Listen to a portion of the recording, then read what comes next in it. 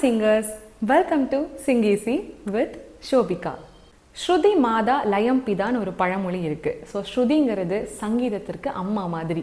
So இந்த ஸ்ருதி தான் உங்களுக்கு நிறைய பேருக்கு பிரச்சனையாக இருக்குது. அதாவது நீங்கள் பாடுறதுல ஸ்ருதி சேருதா இல்லையானே கண்டுபிடிக்க முடியல, இல்லை நான் பாடுறதை எப்படி ஸ்ருதியோட மேட்ச் பண்ணி பாடுறது அப்படின்னு ஒரு கன்ஃபியூஷன்ஸ் இருந்துச்சுன்னா ஸ்ருதி அப்படின்னு கமெண்ட் பண்ணுங்க.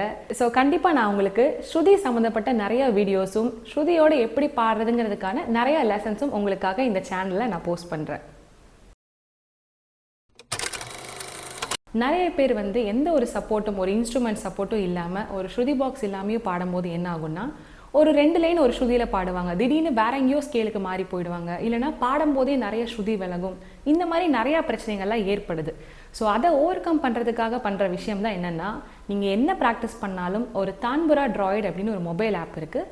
அந்த மொபைல் ஆப்பில் அந்த ஸ்ருதியை செட் பண்ணி ப்ராக்டிஸ் பண்ணுங்கள் அப்படின்னு நான் சொல்லியிருப்பேன்.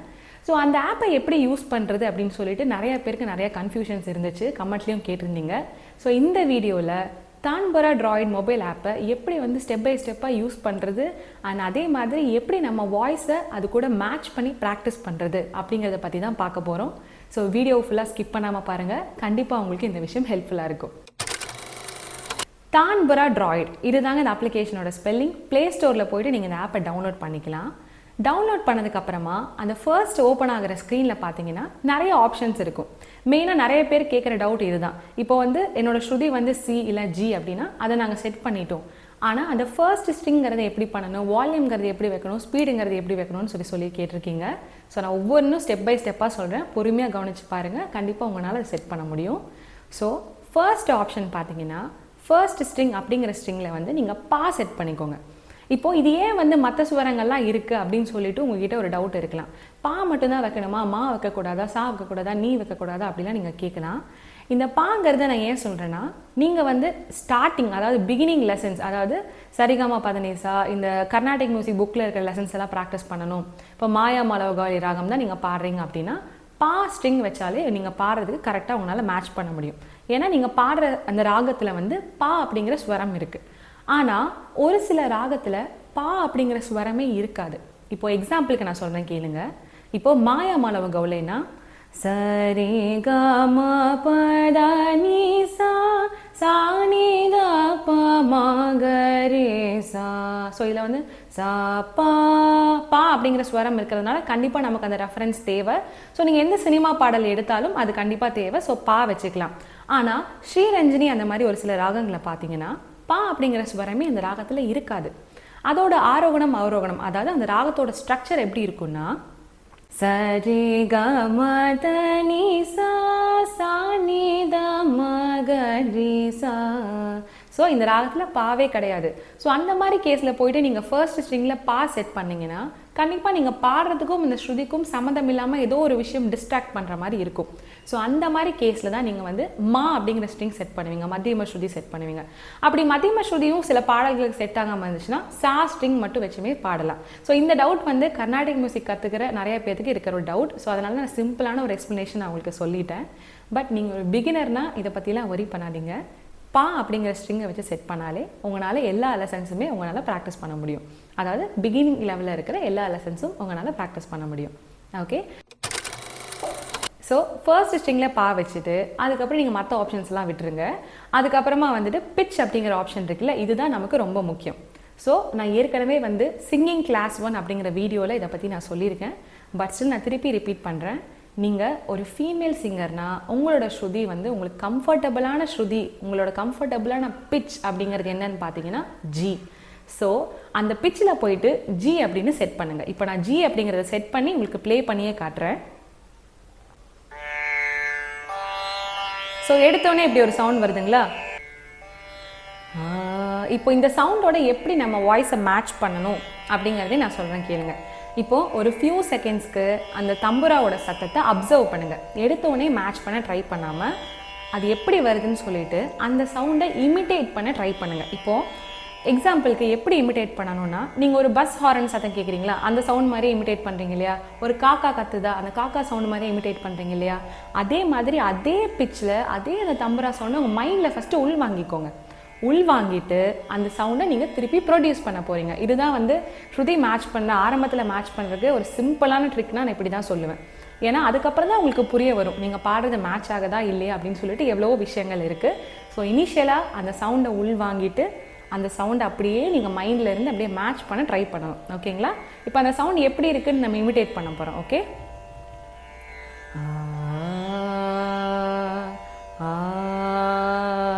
நீங்கள் பாடுறது அப்படியே உங்களோட வாய்ஸ் வந்து அப்படியே அந்த தம்புராவோட போய் மர்ஜ் ஆகணும். இப்போ வந்து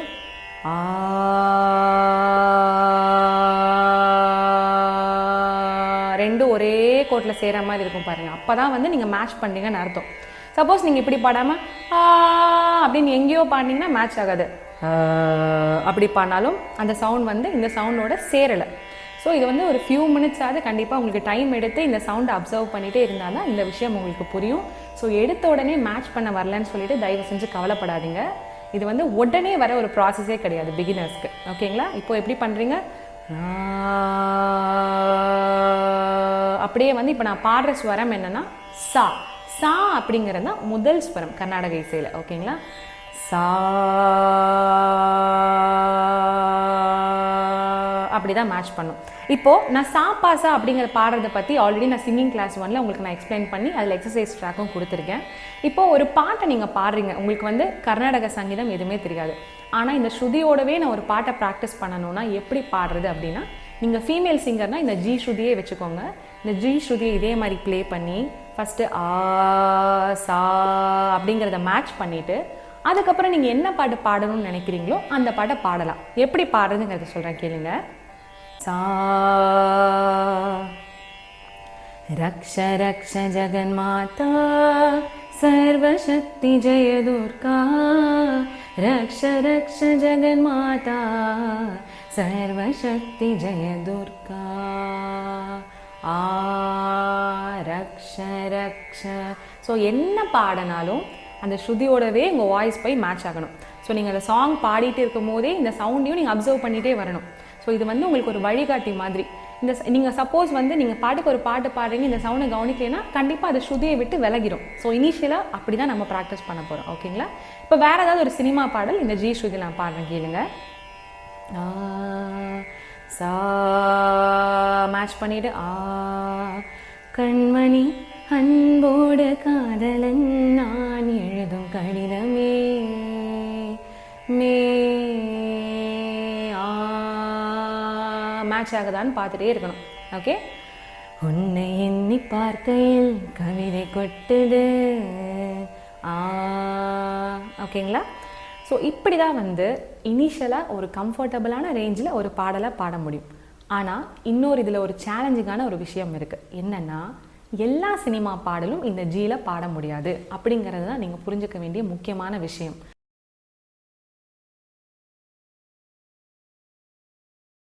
கர்நாடக சங்கீதம் பாடுறது வேற, சினிமா பாடல்கள் பாடுறது வேற. சினிமா பாடல்னு எடுத்துக்கிட்டிங்கன்னா ஒவ்வொரு பாட்டும் ஒவ்வொரு ஸ்ருதியில் கம்போஸ் பண்ணியிருப்பாங்க. இப்போ நீங்கள் பாடினது ஜி, ஆனால் இந்த ஜிக்கு அப்புறமா ஏ பி சி அதுக்கு நடுவில் வேறு ஏ ஷார்ப் சி ஷார்ப்னு எவ்வளவோ பிக்சர்ஸ் இருக்குது. ஓகேங்களா? ஸோ ஒவ்வொரு பாட்டும் ஒவ்வொரு பிச்சில் இருக்கும். அதை எப்படி கண்டுபிடிக்கிறதுன்னு சொல்லிட்டு நான் ஒரு டீட்டெயிலான ஒரு வீடியோ போட்டிருக்கேன். ஸோ நீங்கள் ஆரம்பத்திலே கேட்டவொடனே இது இந்த பிச்சுன்னு யாராலும் கண்டுபிடிக்க முடியாது. அதுக்கு சில ப்ரொசீஜர்ஸ் ஃபாலோ பண்ணி தான் இந்த சாங் இந்த ஸ்ருதியில் இருக்குது அப்படின்னு சொல்ல முடியும். இப்போ ஒரு பாட்டு எடுத்தீங்கன்னா இந்த பாட்டு பி ஸ்ருதியில் இருக்குன்னு தெரிஞ்சாதான் அந்த பி ஸ்ருதியை நீங்கள் தம்புரா ஆப்பில் செட் பண்ணி ப்ராக்டிஸ் பண்ண முடியும். ஸோ கவலைப்படாதீங்க, அந்த வீடியோவோட லிங்க்கையும் நான் டிஸ்கிரிப்ஷனில் போட்டிருக்கேன். ரொம்ப ரொம்ப ஈஸியாக எப்படி சினிமா பாட்டோட ஸ்ருதியை கண்டுபிடிக்கிறது அப்படின்னு சொல்லிட்டு நான் சொல்லியிருக்கேன் அந்த வீடியோவில். ஓகேங்களா? ஸோ இந்த விஷயத்தை நீங்கள் புரிஞ்சுக்கோங்க.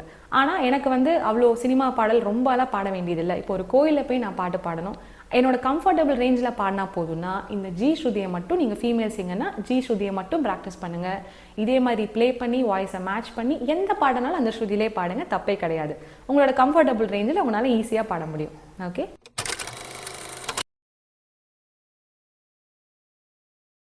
இப்போது மேல் சிங்கர்னா என்ன பண்ணணும்னா இதே ப்ரொசீஜர் தான் ஃபாலோ பண்ண போகிறீங்க. ஆனால் ஸ்ருதி மட்டும் ஜிக்கு பதிலாக என்ன வைக்க போகிறீங்க, சி வைக்க போகிறீங்க. ஓகேங்களா? ஏன்னா ஃபீமேல் வாய்ஸுங்கிறது வேறு, மேல் வாய்ஸுங்கிறது வேறு. மேல் வாய்ஸ் வந்து உங்களுக்கு தெரியும், ஒரு மாதிரி ஒரு கணீரான பேஸ் டோன் இருக்கிற ஒரு குரல் தான் மேல் வாய்ஸ். ஆனால் ஃபீமேல் வாய்ஸ் எப்படி இருக்கும், கீச்சுன்னு இருக்கிற ஒரு ஹை பிச்சான குரல். ஸோ நீங்கள் வந்து ஒரு ஃபீமேல் வாய்ஸ் இருந்துட்டு நீங்கள் சீக்கு போனீங்கன்னா உங்களுக்கு ரொம்ப லோவாக இருக்கும். இல்லைனா அதில் வந்து ஹையர் ஆக்டேவில் பாடுற மாதிரி இருக்கும். அது இன்னொரு டெக்னிக், நான் உங்களை ரொம்ப கன்ஃபியூஸ் பண்ண விரும்பல. இல்லைனா ரொம்ப கீச்சுன்னு பாடுற மாதிரி ஆகிடும். ஓகேங்களா? ஸோ ஃபீமேல் கம்ஃபர்டபுள் ஸ்ருதி ஜி தான். மேலுக்கு வந்து நீங்கள் சாதாரணமாக பேசுகிற லெவலில் இருக்கிற ஸ்ருதி என்னென்னு பார்த்தீங்கன்னா சி ஸ்ருதியில் தான் வந்து நீங்கள் பாட்டு கிளாஸ் போனாலும் உங்களுக்கு டீச்சர்ஸ் வந்து சஜஸ்ட் பண்ணுவாங்க. இப்போது அதே தான்புரா ட்ராய்ட் ஆப்பில் ஃபர்ஸ்ட் ஸ்ட்ரிங் பா வச்சுக்கோங்க. அதுக்கப்புறமா அந்த பிட்ச் ஆப்ஷனில் வந்து சி செட் பண்ணிவிட்டு எப்படி நான் மேட்ச் பண்ணுறது அப்படிங்கிறத சொல்கிறேன், கேளுங்க. ஸோ இந்த சவுண்ட் எப்படி வருதுன்னு இமிட்டேட் பண்ணலாம்.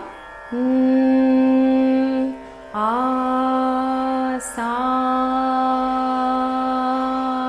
ஸோ இந்த ஸ்ருதி எப்படி இருக்குன்னா சா பா சா பா சா.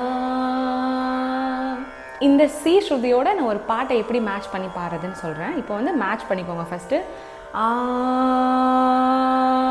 அப்படி தான் மேட்ச் பண்ணுமே தவிர அப்படின்னாலும் எங்கேயோ போயிடும். நோ நோ, கீழே வரணும்.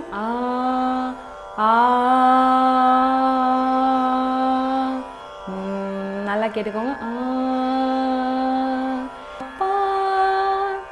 ராஜராஜ சோழன் நான், எனையாலும் காதல் தேசம் நீதான், பூவே காதல் தீவே, பூவே காதல். என்ன பாடினாலும் இந்த ஸ்ருதியில சேரணும். தீவே ராஜராஜ சா பா ராஜராஜ. ஸோ இந்த பாட்டு வந்து பால ஆரம்பிக்குது, சால கிடையாது. ஆனாலும் இந்த ஸ்ருதியில தான் மேட்ச் ஆகும். ஓகே, இதில் இன்னும் 2 ஆப்ஷன்ஸ் இருக்குது. வால்யூம் வந்து நீங்கள் எவ்வளோ தூரம் வால்யூம் வேணுமோ அவ்வளோ நீங்கள் வச்சுக்கலாம். ஸோ அதுக்கும் நீங்கள் பாடுறதுக்கும் சம்மந்தம் இல்லை. அண்ட் அதே மாதிரி ஸ்பீட் அப்படிங்கிறது என்னென்னா ஒரு மீடியமான ஸ்பீடில் வச்சுக்கோங்க. நீங்கள் ஃபர்ஸ்ட் டைம் ப்ராக்டிஸ் பண்ணுறீங்கன்னா அந்த ஸ்பீடோட ஸ்லைடரில் மிடில் வச்சு ப்ராக்டிஸ் பண்ணிங்கனாலே உங்களுக்கு கம்ஃபர்டபுளாக அந்த ஸ்ருதியை மேட்ச் பண்ண முடியும். ஸோ இப்படி தான் இந்த தான்புரா ட்ராய்ட் ஆப்பை யூஸ் பண்ணணும். இன்னும் நீங்கள் வேறு ஏதாவது உங்களுக்கு டவுட்ஸ் இருந்தாலும் நீங்கள் கமெண்ட் பண்ணுங்கள், கண்டிப்பாக நான் உங்களுக்கு கிளியர் பண்ணுறேன். ஸோ இந்த வீடியோ உங்களுக்கு ஹெல்ப்ஃபுல்லாக இருந்துச்சு அப்படின்னு சொல்லிட்டு மறக்காமல் கமெண்ட் பண்ணுங்கள். அண்ட் இன்னும் சிங்கிங் பற்றின நிறைய விஷயங்கள் தெரிஞ்சுக்கிறதுக்கு சிங் ஈஸி சேனலுக்கு சப்ஸ்கிரைப் பண்ணுங்கள். Subscribe to Sing Easy and make your singing easy.